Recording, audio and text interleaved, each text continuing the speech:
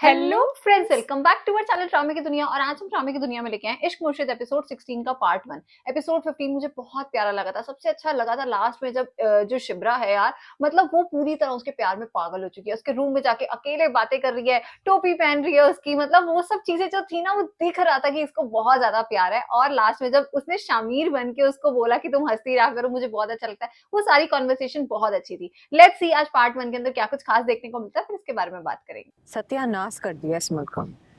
हाँ यार, ये तो है। वैसे फजल बख्श, ये इसके साथ घूमने बाहर चली गई। वैसे तो इस मुल्क में बहुत कमी है, लेकिन अगर एक ऐसी कमी हो जो तुम पूरी कर सको, वो क्या है? मुझे लगता है जो सबसे बड़ी कमी है वो है तालीम की, जिसकी वजह से लोगों में शऊर ही नहीं है। और जब आप में शऊर नहीं होता, आप में अकल नहीं होती कि किसको वोट देना है किसको नहीं, तो आपके पास कोई चारा नहीं होता गुलामी के अलावा। क्योंकि आप पढ़े लिखे नहीं हो तो आप आवाज नहीं उठा सकते सियासतदानों के सामने। तो मुझे लगता है कैसे सुन रही है? जो सबसे बड़ा मसला है वो है तालीम का। आई थिंक वो अग्री करती है इसकी बातों से ना। वरना हमारे मुल्क के जो सियासतदान है ना, ये कुछ नहीं होने देंगे ऐसा। सब एक नंबर के करप्ट हैं। कोई एक सियासतदान भी ऐसा नहीं है जिसने इस मुल्क की बेहतरी के लिए कुछ किया। ये और इनके बच्चे लाविश लाइफस्टाइल गुजारते हैं, वो भी हमारे टैक्स पे।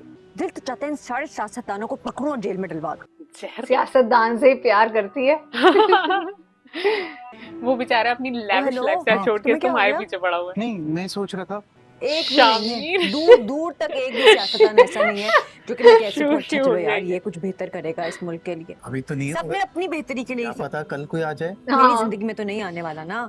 जहर लगते हैं मुझे कसम से। मौसम कितना अच्छा है ना आज। उसका तो खराब हो गया। मेरे गांव में एक एक तारा दिखता है। यहाँ पे नहीं आता। ऐसा भी होता है, गांव में तारे दिखते, शहर में नहीं दिखते। शिब्रा भाई अब तो आई थिंक वो पोल्यूशन के कारण कह रहा होगा ना। अस्सलाम वालेकुम। वालेकुम अस्सलाम, सुबह बखैर। तुम नीचे आई नहीं तो मैंने कहा मैं पूछूं तबीयत तो ठीक है ना तुम्हारी? तबीयत तो बिल्कुल ठीक है, बस वैसे ही बैठे हैं। आजा। असल में रात को फजल बख्श काफी लेट आया ना अपने गांव से। बस खराब हो गई थी उसकी रास्ते में, इसलिए देर हो गई। सुबह की नमाज भी पढ़ने जाता है यार। तो तुम देखो कमाल ही है। बात करनी थी तुमसे, अगर बुरा ना लगे तो। शादी वाली बात कर रहे हैं, ऐसी क्या बात है? तुम्हारे लिए रिश्ता आया हुआ है, मना क्यों कर दिया? तो मैंने सोचा करे सुकैना की रुखसती हो जानी चाहिए। अच्छा, तो अगर मैं तुमसे कहूँ कि तुम उस लड़के से मिल लो तो कोई एतराज तो नहीं होगा? तो इतराज तो है। अच्छे लोग हैं, शरीफ लोग हैं, और सबसे बढ़कर ईमानदार भी। शिब्रा बिल्कुल नहीं चाहती यार। हाँ, माइंड कंफ्यूज्ड है उसका थोड़ा। आपको लगता है ना ऐसी बात करो तो? चले नाश्ता। आ जाओ तुम, आ जाओ, फिर करते हैं नाश्ता। इतनी सुंदर लग रही है ये, डॉल पूरी एकदम लगती है। सच में ये अभी भी काम पे आता है फजल बख्श? हाँ तो है। बड़े दिनों से हमने देखा नहीं इसको ऑफिस आते हुए। किसी तो सच्चाई पता चल गई थी ना।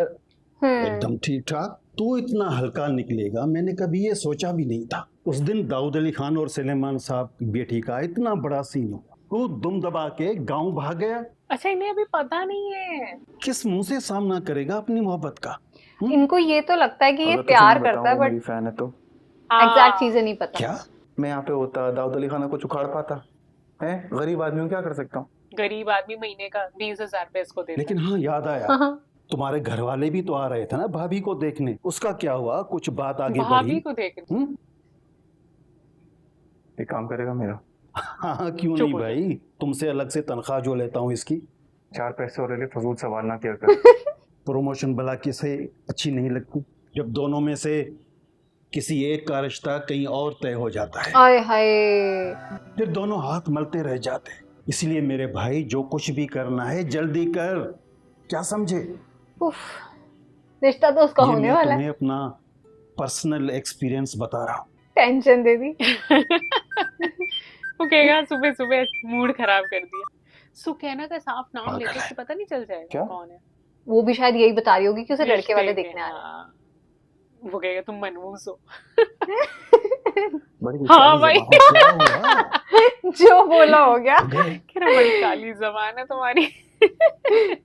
अरे नहीं फजल भाई, आपको नहीं पता, शिब्रा सिर्फ उन लड़कों से इसलिए मिल रही है क्योंकि अब्बा इसरार कर रहे हैं, बस और कोई वजह नहीं है। बस एक प्रॉब्लम है। बता दो वो भी। अभी तक शिब्रा के लिए जितने भी रिश्ते आए थे ना, सब में सबसे खतरनाक रिश्ता है। बहुत ही नेक, ईमानदार और गुड लुकिंग भी है। बहुत ही नेक, ईमानदार।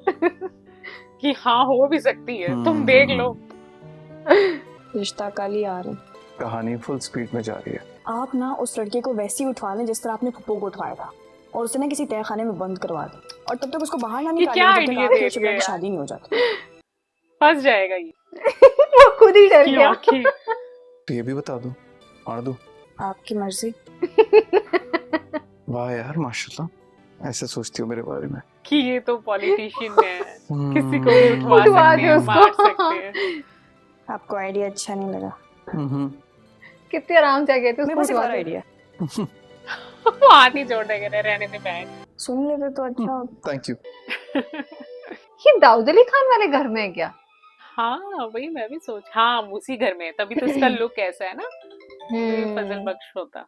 हाँ बोल क्या करना है? मैं पिन लोकेशन भेज रहा हूँ, मुझसे मिल। पर ये से क्या करवाएगा? यार ये तो इसने लड़के मुझे से गुलाम ही रिलेटेड। समझ लिया है। अंकल को समझाएगा। कहाँ चली गई थी सुकैना? कॉलेज तक गई थी। वो शिप्रा किधर? आजकल में सुबह इसकी से भी तो अपने रुखसती कमरे है ना। में। हाँ इनके घर पता में नहीं कोई हमारे तैयारी लिए नहीं क्या हो रही। सोचे जा रही है। हाँ नॉर्मली सब चल रहा है। मुझे लग रहा है उसको वो रिश्ता ज्यादा पसंद नहीं आया। मुझे नहीं फर्क पड़ता वो लड़का दूध का धुला ही क्यों ना हो, मुझे नहीं अच्छा लगा। आप ऐसा मुझसे डिस्कस करती ना तो मैं आपको एक लड़के का बताती, मतलब वो लाखों में नहीं करोड़ों में एक है। पूरी दुनिया में Same ही एक है ही दोनों पीस का। है, कोहिनूर का हीरा, तुम्हारा भाई फजल बख्श। तुम भी फजल बख्श की बात कर रही हो?